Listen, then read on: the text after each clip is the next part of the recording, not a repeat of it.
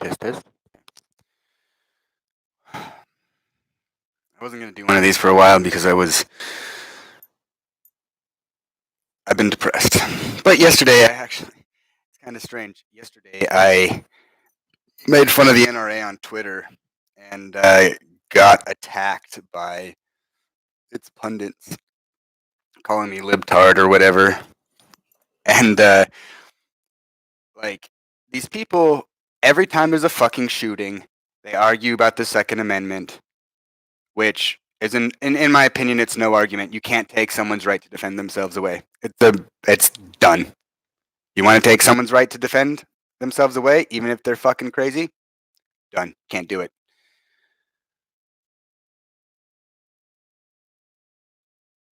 So I said, why don't you teach them? And I get these bunch of links of people saying, well, the NRA does teach firearm safety and whatever. And I'm like,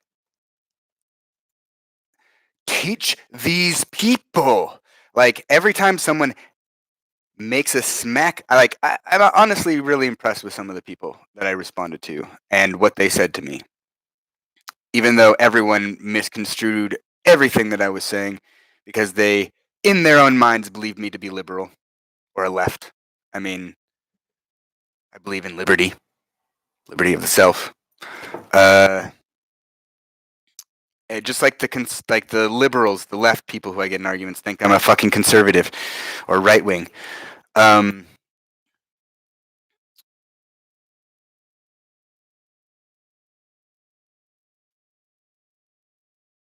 which I mean, I didn't need to explain myself to them.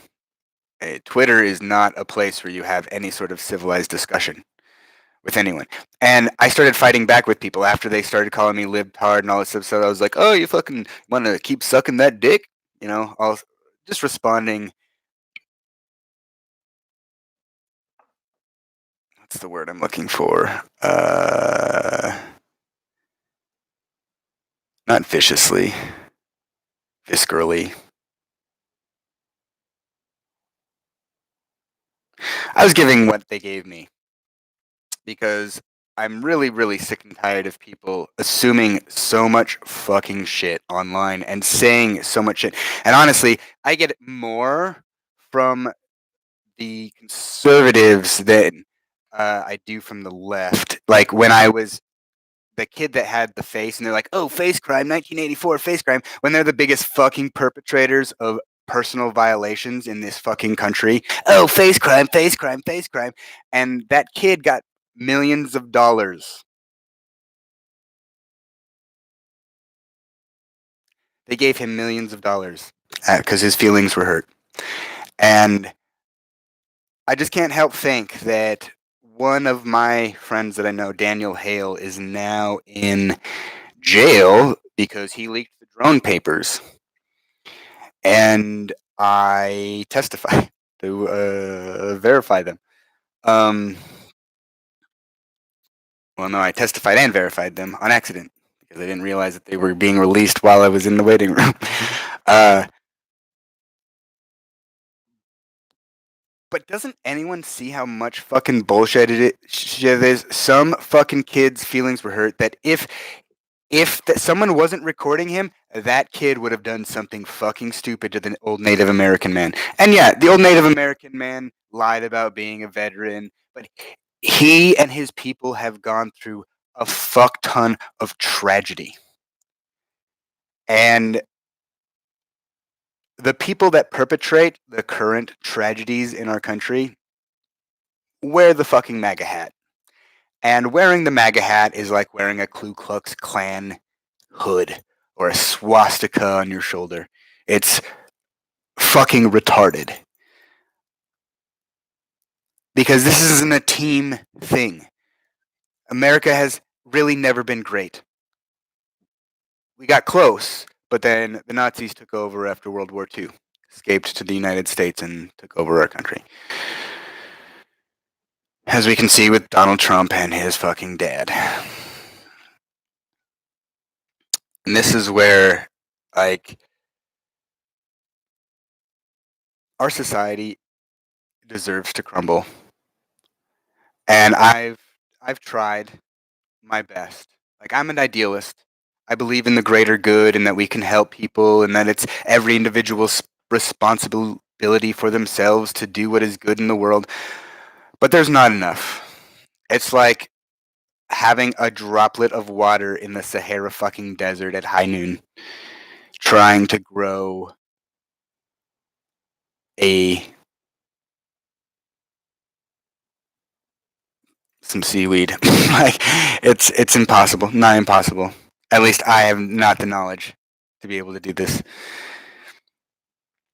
And so, like, of myself, I've done everything I can to distance myself from people, especially those who lied to me and manipulated me, like, and then blame me for how they treated me. And you know what? I got enough of that shit where I just passively fucking took it in the military. Where every time I stood up to myself, to my supervisor, pretty much every supervisor I had, I would be looked at. I've been punished for things I didn't even do. And when I stood up for myself, I was made to look worse. It made me feel worse. When it was like, I didn't even do that.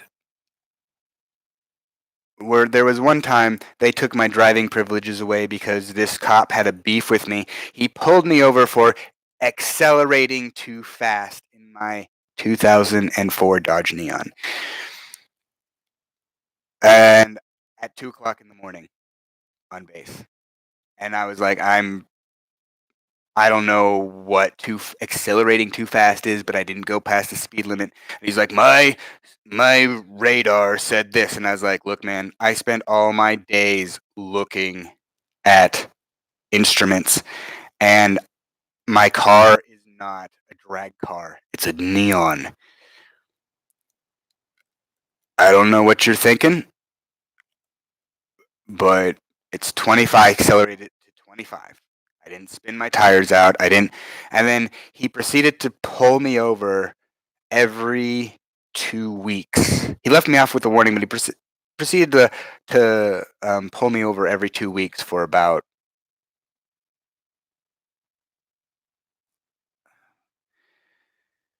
it's about 5 months. And what I didn't know was that it's a record on your base something, and it doesn't matter what the officer pulls you over for; it's still a mark. And once you get a certain amount of marks, they revoke your driving privileges. And my insurance expired. And the guy pulls me over the day after it expired. So I went to AAA to renew it, and this was after I'd gotten back from deployment. And I had forgot that I suspended my account and it wasn't on automatic renewal. But I do know that there's a law that states that, like, 30 days after date of expiration, it still extends. You know, you're still covered. And so it's like you have time to do your shit. Um, and so I wasn't worried. I went in that day, got it. Oh, they took my vehicle away from me uh, as well, and so I had to call my supervisor to get him to take me to AAA so that I could renew my insurance. Found out that I forgot to automatically renew it. Renewed it right there, and then my commander and my supervisor and my flight chief and my flight commander punished me saying that I could have gotten into a car accident and it would have been bad for the Air Force. And my argument was I forgot. The problem was brought to my attention. I fixed the problem. That's that. And it seemed to frustrate everyone that I wasn't hanging my head low and sobbing. I mean, what did I do wrong? Nothing. I didn't get into a car accident. I made a mistake. I fixed it. No sin there. No one got hurt. we can move on. But then they proceeded for the next year. They revoked my driving privileges for a year, and I had to park outside of base and basically walk like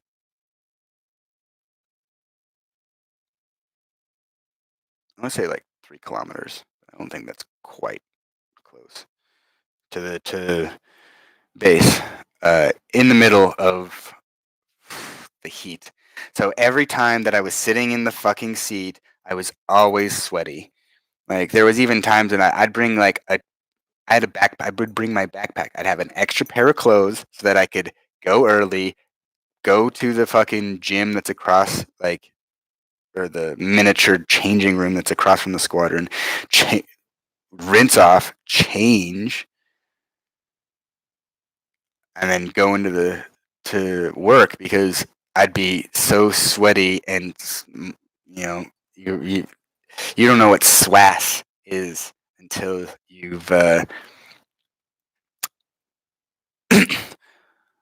walked 3 kilometers in a flight suit and had to sit in a climate controlled ground control station for 12 hours. No, it was at the time, it was 11 and a half hours. Like, and then they made fun of me. They proceeded to do all sorts of shit, and I just took it. I fucking took it. I even went to people and was like, "Look, I want to let bygones be bygones. I want to just drop the whole thing." And people would make excuses at me. I was like, "I don't even know what I did to you, but I don't want any conflict between us."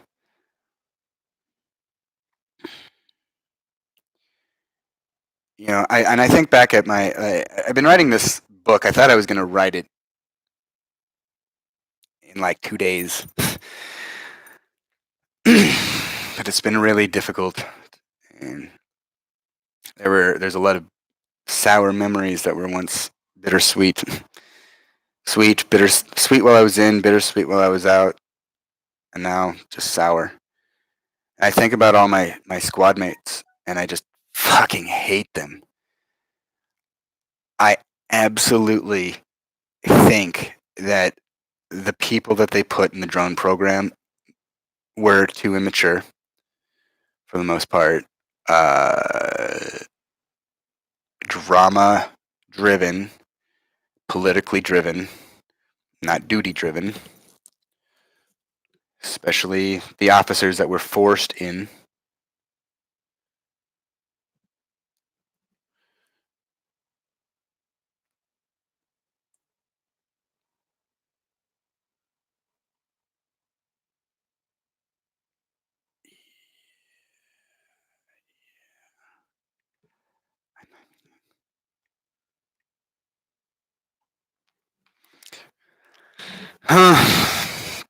So, anyways, and all these lessons, it, the what I learned in the military was that I was a lone person. Like even my friends, like I think about the people that I called brothers, the people that I played World of Warcraft with, and you know hung out with. They were just my friends because I was there, and I wasn't a douchebag. They weren't really my friends because they wanted to be a part of my life.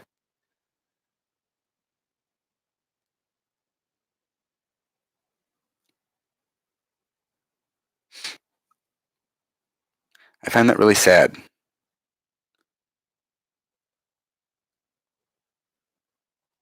I find my ability to look at the better side of anyone and ignore all the red flags in my relationships to be, you know, I keep getting these people on Twitter that use pseudo psychology, like, if you look for the bad, then maybe you're all you see is bad.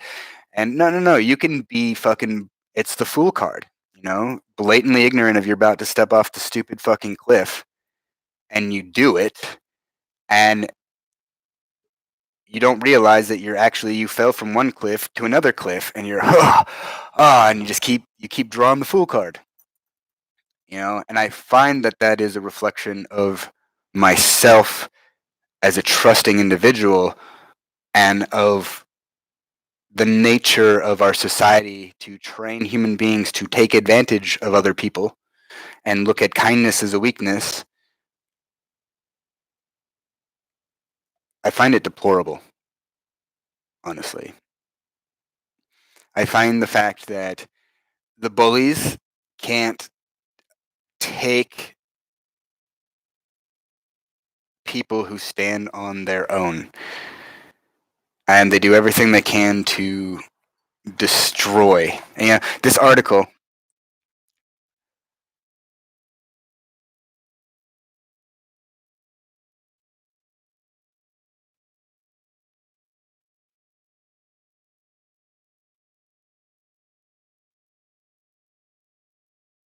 This article says, but Betsy Reed said in a statement that federal authorities were going after whistleblowers who enabled journalists to uncover disgraceful, immoral, and unconstitutional acts committed in secret by the U.S. government. So this is why I think that the United States government and military has turned away from whatever values that founded this country. We're doing worse atrocities today than we ever have been doing. We are worse than the Nazis because the people that are in charge are also destroying our planet at an exponential rate, sucking that sweet, sweet nature up like. I'm trying to think of a drug euphemism, but I don't do drugs. Um, like that nose sugar, sweet nose sugar.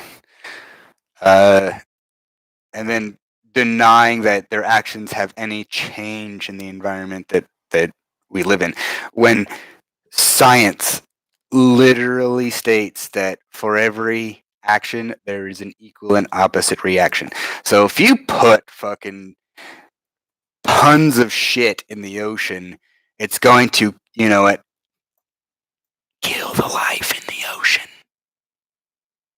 Because you're introducing a foreign agent into it, a massive foreign agent that is not compatible with most life. Like, just imagine if some aliens dumped trash on our world and thought that, oh,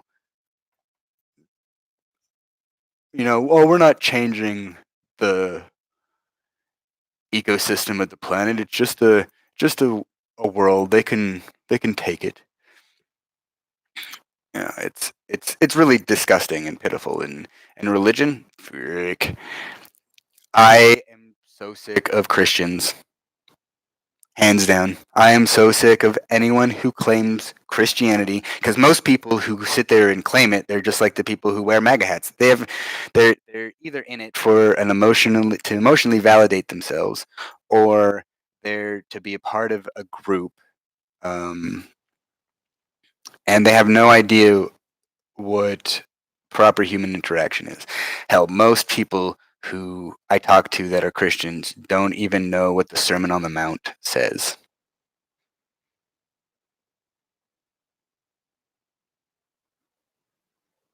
And I find that breaks my heart. I- and I have no idea what to do. Like, I was born into a family of sages. I wanted to be a teacher, an English teacher, and I ended up being a soldier who murdered people for the military-industrial complex in the most cowardly way possible in a society that doesn't give a fuck about what they're doing, only that people don't see what it is that they're doing. And they punish people who expose their crimes against humanity and the rest of the planet. And I'm not backing down on the fact that I believe that Hillary Clinton, Barack Obama, George W. Bush, Henry Kissinger, and all those motherfuckers, Trump, they all should be brought out to the Lincoln Memorial where a gallows has been set up and systematically hung in front of the public until they die, until the life leaves their body, because they are war criminals. They are worse than the Nazis, and we should have a Nuremberg 2.0. We need to have a Nuremberg 2.0 to hold this world climate disaster war monstrosity accountable for its actions. But what I'm afraid of is that there's so much bullshit going on in the world, and these guys are so desperate to escape right action that they would harm anyone who would make them face the consequences of their actions. Which either you're going to face them in this life or you're going to face them in the next. And many of those people claim to have a Christian belief system, so there's a belief in the afterlife. And I can guarantee that after reading the Bible and knowing what it is that Christ says and how it is to treat people, even Solomon and all those, what they were doing would get them thrown into the pits of hell. If we were Egyptian, they would be fed to the alligator god after their heart had been weighed next to a feather. Oh, they would be sent to Hela's realm in Norse mythology. And in Tibetan myth, they would suffer the lowest of the 18 realms of hell, the 9 frozen realms.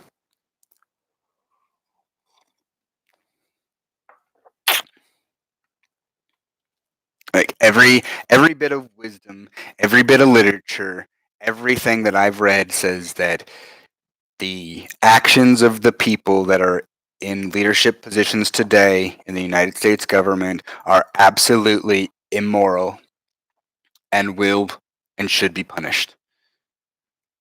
Yeah, even our police, like, so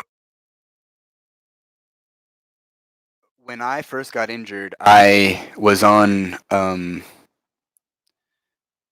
unemployment insurance until I was waiting for my disability.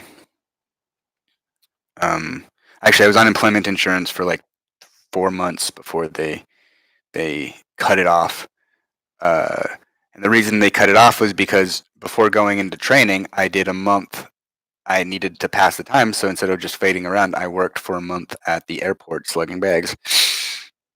And the notification that I got this notification 3 days ago. The notification, and they no, this is punishing me for my whistleblowing, because they're not gonna jail me because I would fight back with my fists, and I would be completely unruly. And but the Montana government says that I owe that money back because I wasn't in the military long enough when I went back in to get unemployability insurance, even though I paid into it for 6 years of my active duty military. And I didn't work long. I quit the airport bag slugging position. I wasn't fired, so I didn't. They're saying that I didn't deserve the help that I asked for. And then my son's mother is getting child support from the Norwegian government, and now the United States government is taking directly $417 a month from my disability check and giving it to Norway, which is a 100% socialized country that makes all of its money on warfare and oil. And salmon, genetically modified salmon. and they claim to be an ecological and peaceful country. But they're just fascist fucking dickholes themselves. Um, and so they're taking my ability to support myself from me and my ability to travel. They've suspended my driver's license and they told me that they were going to suspend my passport if I didn't pay them because they fucking stole my child from me and are denying me access to him, but I still have to pay for him to be supported by a socialized system, which he's going to be taken care of until he's 19 years old, 100%. Everything paid for. And I get no say in it. The local sheriff's department thinks I'm just another fucking scumbag that isn't paying that left the kid. And I got fucking the Norwegian government beat me the fuck up and put me in solitary confinement for 36 hours with no medical care. They hurt my face, they hurt my shoulder, and they hurt my back, of which I have a medical appointment today to get looked at because there are some poses that I can't do anymore, like have a straight back, because some guy kept knee dropping me and another guy wrenched my shoulder, which was already injured, after they jumped me. And then the only thing they charged me with was resisting arrest because they didn't like the way that I looked. You know, so fucking dishonorable. And the people that were my friends, as soon as I started having those kind of issues, you know, everyone from my contacts list, no one responded to me. No one fucking cares. The people who made the drone movie with me, the people who were in government that were helping me, or I was talking with, the people at the Nobel Peace Center, and the Nobel Peace Center, the biggest fucking hypocrites. God. If they give Trump the Nobel Peace Prize, I think that the Nobel Peace Center should be demolished and a gravestone set up over it for the death of our humanity. You know, it's just fucking pitiful. And all these things are happening, and I have this touch on what's going on. Like I know these people. I know. I just like the only thing that I know how to do. The only skills that I know how to do is how to wage war. Like I have a really good tactical and strategic sense I developed that I don't know how to put to good use except for in wrestling. You know, that's why I was coaching before my injury. You know what? That's another thing. Like a Christian fucking woman who got kicked out of her last school district came to our school district and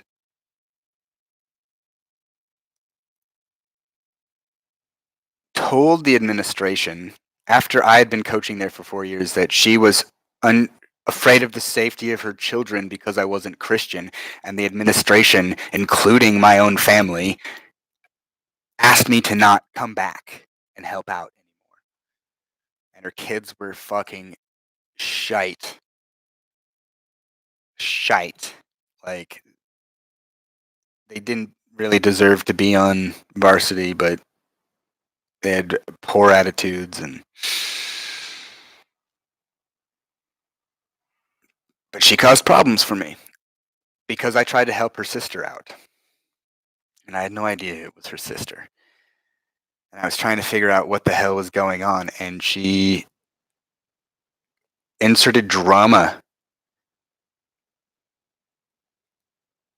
And you know the fucking stupid thing is that you just have to sit there and take it. You go to the authorities and appeal to them, and most of them are like, I just don't want to deal with this woman's shit, so because you're a nice and good person and you're not going to fight me on this, we're just going to kick you out. And this is why I know our society is filled with goddamn fucking cowards.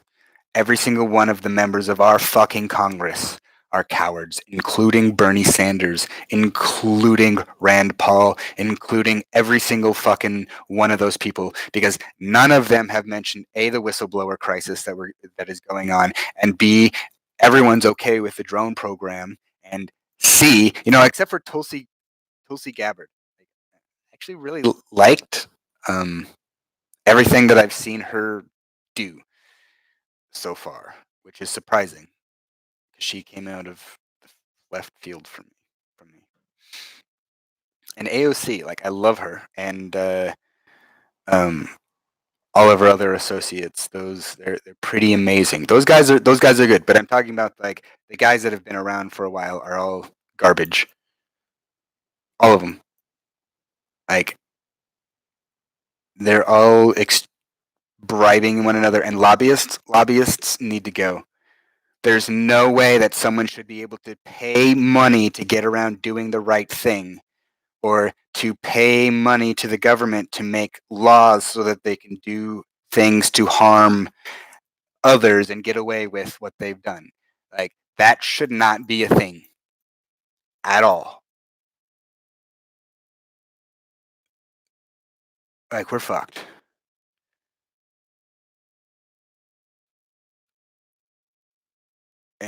If you look at all the histories, like, we are in the stage as the Roman Empire collapses and the Third Reich rises. What a terrifying combination. Because, you know, I've traveled around the world and I've talked to like the common person, not intellectuals or people who claim to be morally elite, just like the average person. And pretty much everyone fucking hates America. Everyone thinks that what we are and what we've done to their countries and to other countries around the world in the name of freedom and democracy is makes us the villain. We are the bad guys.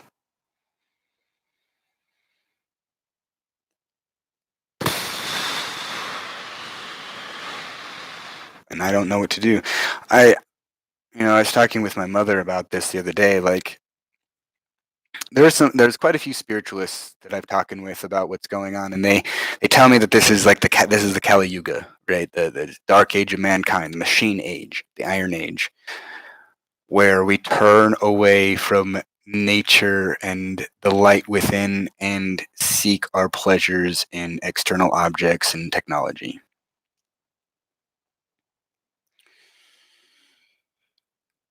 And I'm a combative person. If I'm mostly, I won't say passive, I'm assertive, but when I believe that things are wrong and injustice is done and lies and all that kind of shit is being had, it's like something inside me awakens. A beast, a dragon awakens. Um, that the only thing that I know is like to hold vigilance. According to, end times prophecies from around the world, there's supposed to be a guy that stands up and leads a group of people to fight back and conquer all this wickedness and evil, and he's supposed to be born on Mount Shasta and all sorts of cool shit. But if he exists, I hope that he or she, if this person exists, I hope that they kind of show up soon, because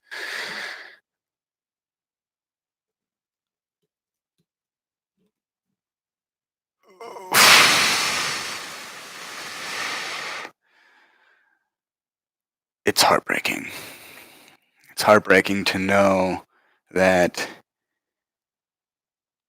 every single one of the things that I held in higher beliefs. I was also thinking about this yesterday. Like everything that I believed, I would say was false.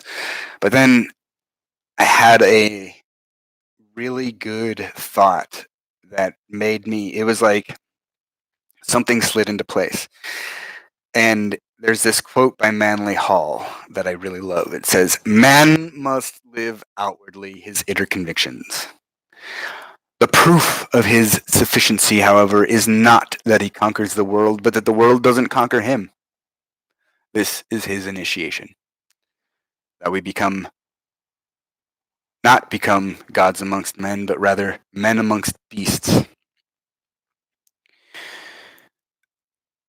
And I was used to think for a while there, I went through this really dark period that everything that I believed in the world was wrong and false, and there aren't good people in the world. Everyone's a fucking coward. And while I still believe that most of that's true, for the most part, um, it was like Chelsea Manning. Chelsea Manning's a hero. No compromise of their personal belief systems. And I realized, that's actually what I needed to see. I needed to see that Chelsea was strong in her beliefs for what is ultimately good, not what is good in our society. Because right now, the bad apples are spoiling everything that is possibly can be good in our society. And that brought a lot of comfort for me. It was like, no matter how anyone acts or behaves, or whatever it is that they do to me, whatever manipulations happens to me, because I was an idiot and put myself in an idiot position, I just gotta trust that I'm good and capable. And I don't act maliciously. I don't act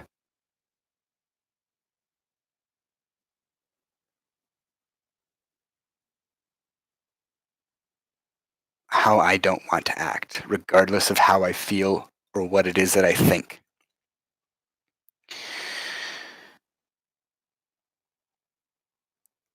And that's been a tough one because I express everything that I think and feel, and I feel and think very deeply. And I think that these wounds that we've inflicted on our psyche are like canyons, or it's like an earthquake in which the hole that was created gets filled in with water, the water of the self, and it's deep. It's down into the very fucking core of your being. And that's not something people are used to or understand, which is my unique position in life, is that in the Bhagavad Gita, Krishna says that it's really difficult to be born to a family of sages, and that's exactly what I have done, is I was born in a family of sages. My family is a family of sages, mystics, and good and loving people, but not as ideal as I thought that they were. But Lord Krishna says that that is a difficult thing to do. And I have risked life and limb and done everything to the best that I can, and I'm a little worse for wear, but I'm alive, and there might have to be a reason for that, because you know I have one reason, one supreme reason to not kill myself. It doesn't matter what thousands of reasons that I can find to do so. I have that one that will make it so that I do not.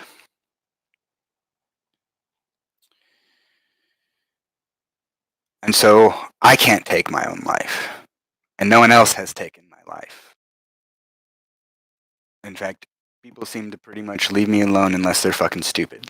The informed people who know me seem to leave me alone. And the government does all this passive aggressive crap to try to break me, but all it's going to do is make me fight back harder. That's another interesting thing. Like when the first article came out in Der Spiegel, like I didn't know that they were going to put my name in it. I'm gonna mute this. Excuse me.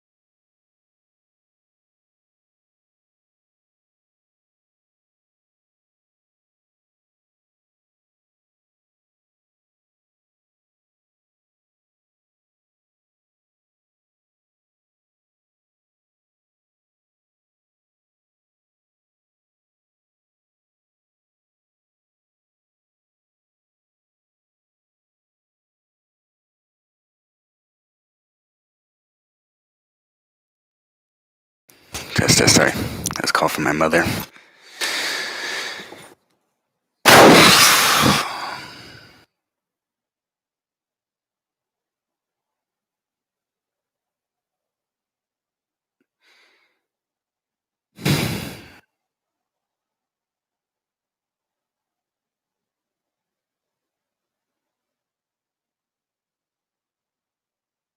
You know, when I finish writing this book and I get a forward or a payment for the selling of it, I'm going to use that money. I'm going to sue the United States government.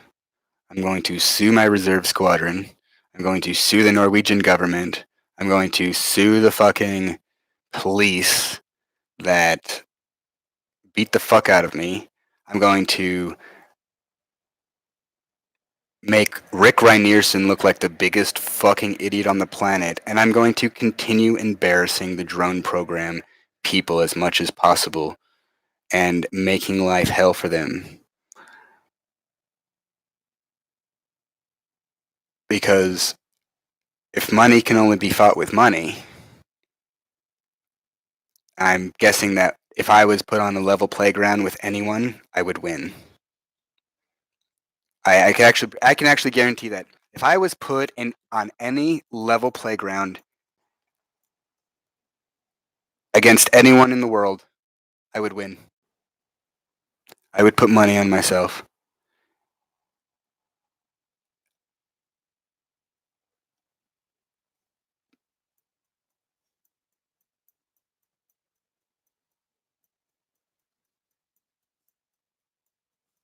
Yeah, and the reason I like, it's like I know it because the truth is so strong. Like it's so uh, I'm gonna say abysmally strong, but there's nothing abysmal about the truth. It's abysmal for the other people because they can't stand it. They have to hide from it. But it's like I'm going. I would dedicate my life to doing a duty of exposing unjust, wrongful, and criminal acts and fixing them.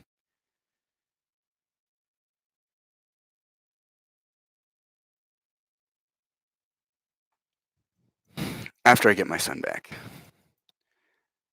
and give his mother enough money that she just goes away. She can have him on the holidays or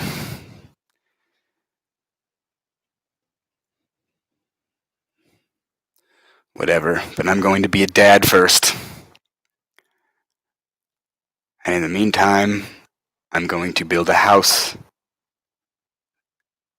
and a household and myself to be prepared for that scenario. Because he is my one reason. Just sitting there thinking about like last year when I held him and I played with him and I smelled him and I hugged him and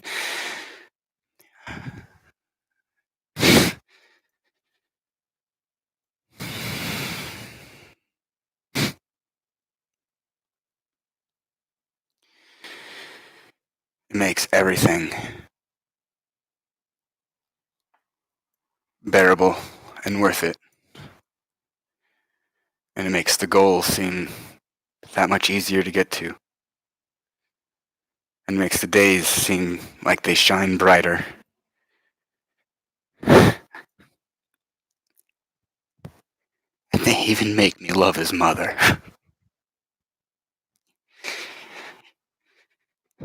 Even more, no matter how much she's hurt me.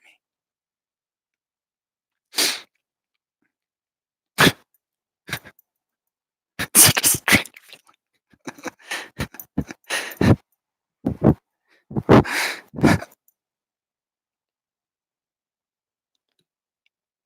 Hell. It's like whenever I think of my son and what has happened, I'm so overwhelmed with joy. that he's in this world, and so overcome with sadness at what has happened. And in the wrath that is created at the injustice.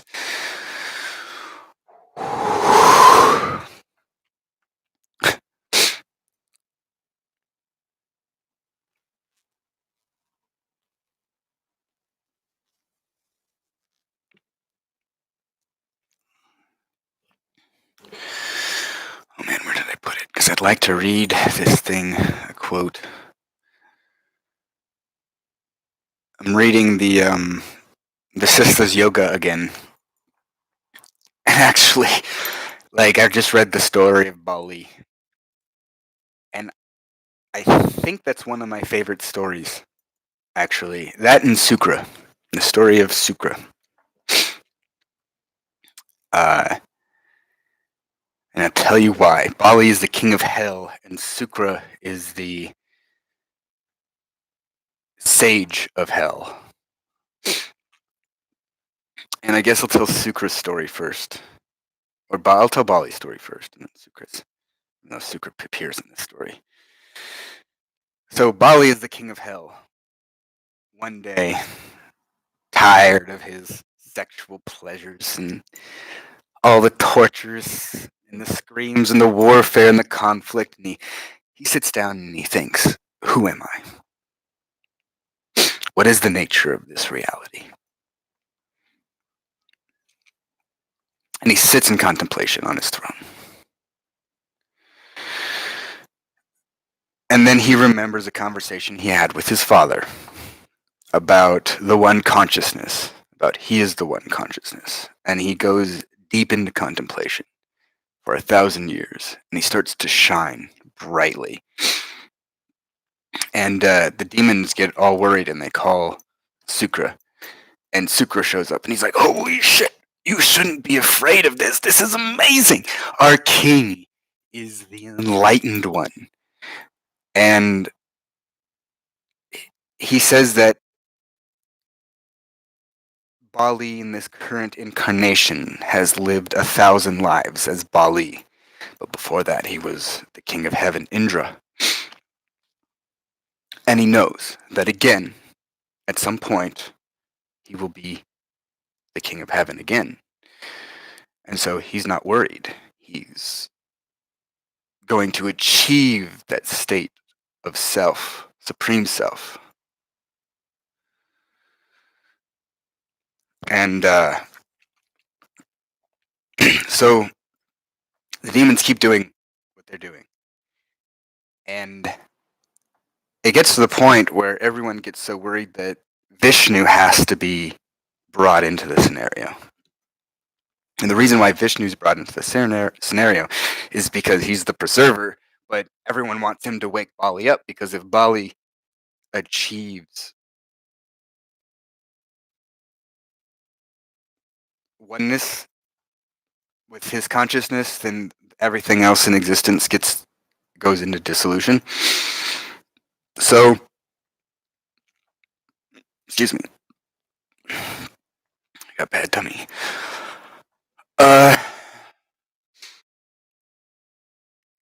So Vishnu wakes Bali up, and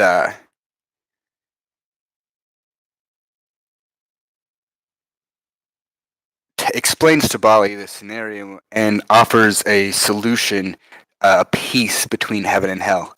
And that entire realm of existence experienced a golden age, a golden existence for eternity. And but the story of Sukra is interesting, which is the story of Bali shows that anyone can achieve enlightenment, even the worst of the worst. Krishna in the Bhagavad Gita says, though ye be the greatest sinner, should ye have I'll just paraphrase it, should ye have the ability to overcome the sea of sorrow, you can become the greatest saint, basically. So basically, he says, even what is someone who is perceived the greatest sinner, if he does everything by right action and contemplation and wisdom, then he shall overcome the sorrow of this world. And as bad as we feel about ourselves sometimes, like, and how much sometimes we can hate ourselves for our mistakes, and I have had a lot of self-loathing because I feel like I'm a failure, and I fucked myself and my family over and my life up for just trying to do the right thing. Um,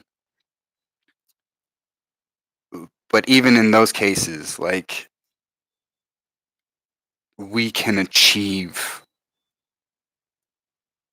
perfection or enlightenment or whatever you want to call it.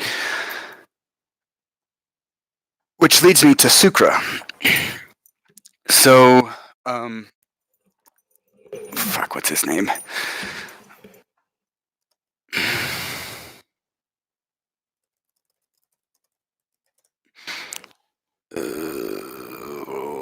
Sukra, blah blah blah blah blah blah blah blah blah.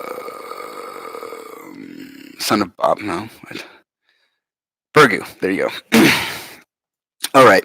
So, there's a Burgu is a pretty important character in Hindu mythology. He's the guy who. So there was a war between the Asuras and the Devas, and the Devas, who are the celestial beings, and the Asuras are the Terran beings, show up. They're fighting this battle in front of Burgu's house, and Burgu's wife basically steps out and she's like, "Enough, children," and freezes them all in place. And Indra, the king of heaven, was like, "Holy shit, we're fucked. They're just going to slaughter us all right here." And so he petitions Vishnu at that moment to come and rescue them. Vishnu shows up, see what the problem is, kills Burgu's wife.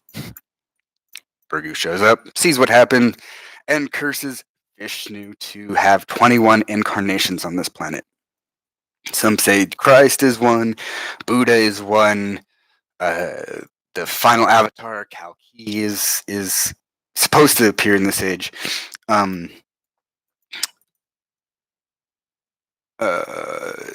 of his avatars is a giant fish. Another one was like a dwarf. One of them was a monkey being, Rama, who I think is my favorite. He has been one of my favorite characters to read the in-depth scriptures about. But Burgu curses him to have 21 incarnations in this world, in the material world.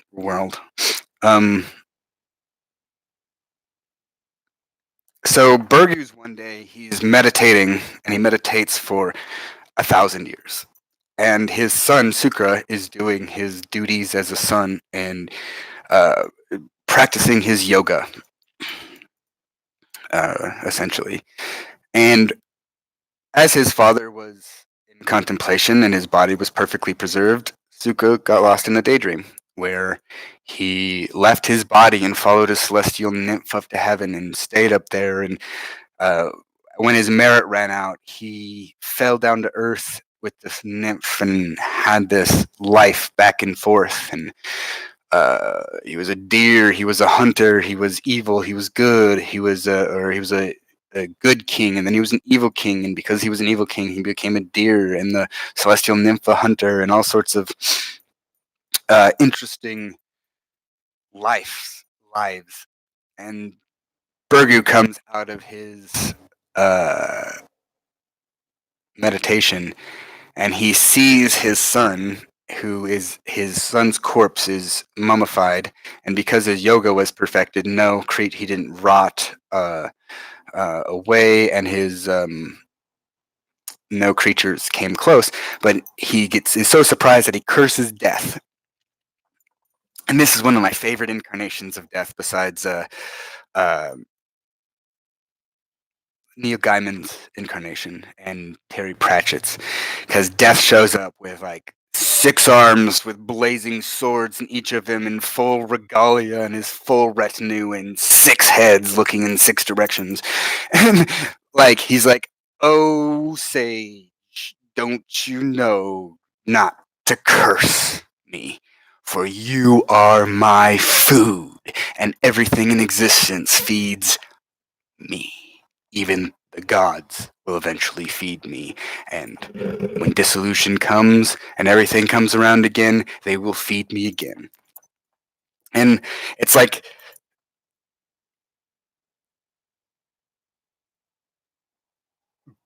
this supremely wise sage, powerful guy makes a mistake, like completely fucks it up, and Burgu immediately recognizes. He's like, "Oh shit! Like, I am so sorry. I'm so dumb. Can you forgive me? Like, remind me of like what consciousness in reality really is." And then he tells Burgu, or shows Burgu, has him experience all the lives that his son experienced. And then Death is like, "Your son is now doing a penance on the uh, edge of this river." And so Death and Burgu go and meet this sage that's doing this penance on the river. And Death is like, before I go, let me remind you of who you are." And so the sage remembers his life as his son and um, goes back to his original body and is reborn into it and revived, and his other body fades to dust, like in the Avengers. Uh, and so I find that story's comforting because I know I will be reunited with my son in this life or the next. I hope it's this life, and I hope that I can leave him something that expresses how much I love him and his mom.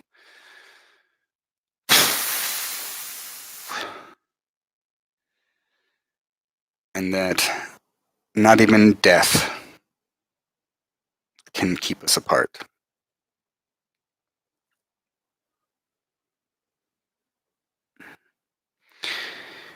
And maybe one day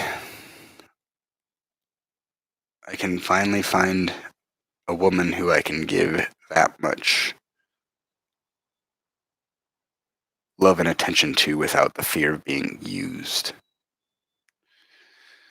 or manipulated. That seems to be like what every single woman that has come into my life for the last 5 years has done. Actually, I look at most of the relationships I've had, and most of them were with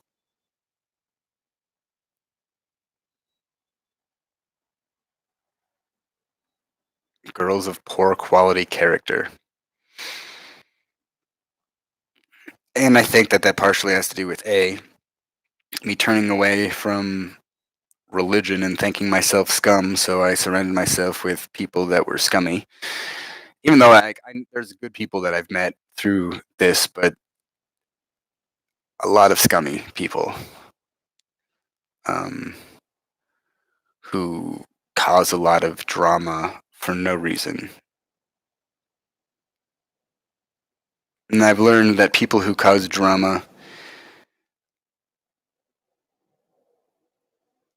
you know, it's like when I was in ALS, Airman Leadership School, there was this chick who always talked down on me behind my back. I was one of the leaders, and uh, they had put me in the fucking last class of the year, and it was with pretty much the rejects, the people who are going, no one really likes, but are going to get sergeant anyway because they were good on paper. You know, and there was even a guy, a gunner, who he ended up getting sergeant, and I think it was like drunk driving multiple times after ALS was over. Um, but like this one girl, she kept talking shit about me, and I would hear it.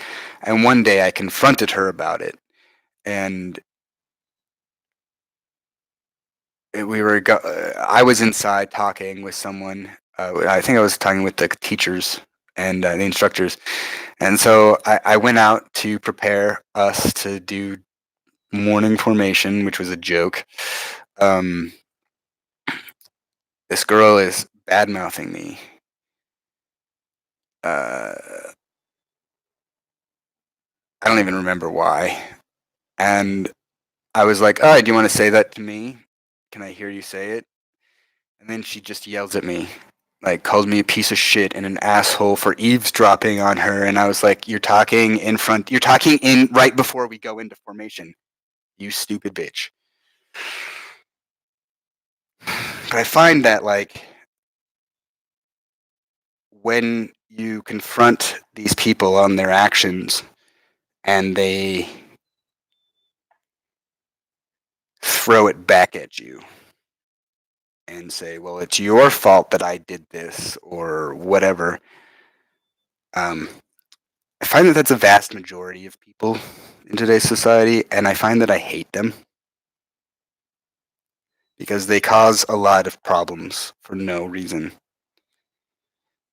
It's very disgusting, honestly. Again, we're back in the filth.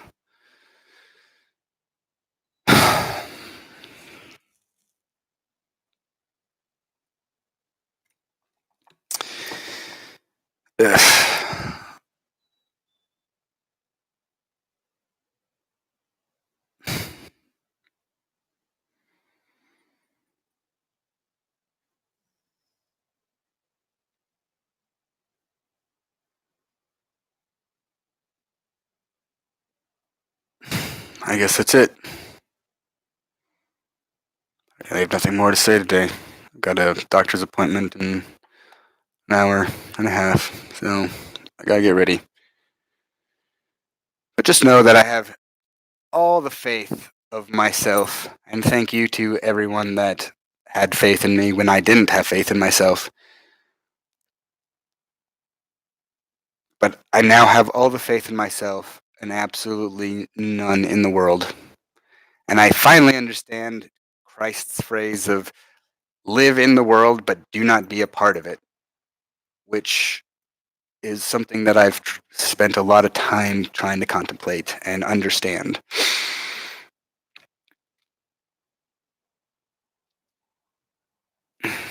So, and until next time. Oh, and I want to thank all the people I got into a fight with on Twitter the other day because I had to clean uh, my apartment because I'm moving and they want to show it, and I was not motivated at all. And then I got into an argument with all these stupid people, and I purposefully drove it as hard as I could to put myself into a hypomanic state so I could get it done. And thank you. Thank you very much for being a part of that, and continue being retarded. I don't care. Cheers.